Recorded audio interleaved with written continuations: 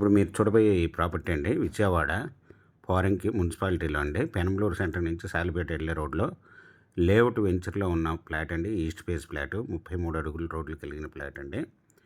ఇది తార్ రోడ్డుకి దగ్గరగా ఉంటుందండి. ఈ ఈస్ట్ ఫేస్ ఫ్లాట్ వచ్చి 260 స్క్వేర్ యార్డ్స్ అండి. రోడ్ ఫేస్ వచ్చి 36, లోతు వచ్చేసరికి 65 అండి.